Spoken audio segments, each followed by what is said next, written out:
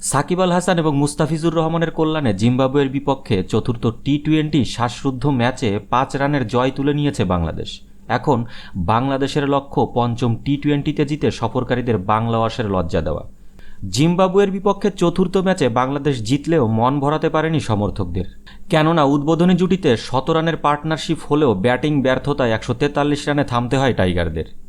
এই ম্যাচে জয় পেলেও শান্তিতে নেই তামিম, শান্ত এবং সাকিবরা। কেননা নাটকীয় ব্যাটিং ধসে লজ্জার এক রেকর্ড গড়েছে টিম টাইগার্স, যা টি-20 ইতিহাসে আর কোথাও নেই।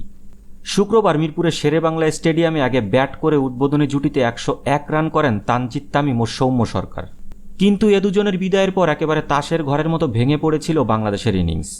শেষ 8 উইকেটের পতন ঘটে মাত্র 35 রানে। ম্যাচে লুক জঙ্গোয়ের 3টি এবং বেনেটো এনগারভার 2টি করে উইকেট শিকার করেন। এতে করে পুরো 20 ওভারও খেলতে পারেনি স্বাগতিকরা। এক বল বাকি থাকতেই 143 রানে গুটিয়ে যায় তারা।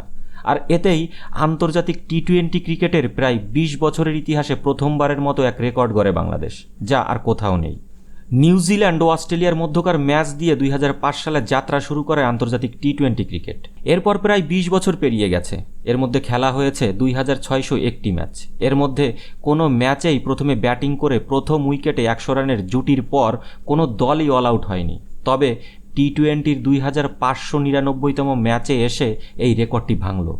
ক্রিকেটের সংক্ষিপ্ত এই ফরম্যাটে প্রথম দল হিসেবে প্রথম জুটিতে 100 রান করার পরও অল আউট হলো বাংলাদেশ। অবশ্য অনাকাঙ্ক্ষিত এই রেকর্ডের দিনে শেষ পর্যন্ত হাসি নিয়েই মাঠ ছেড়েছে বাংলাদেশ।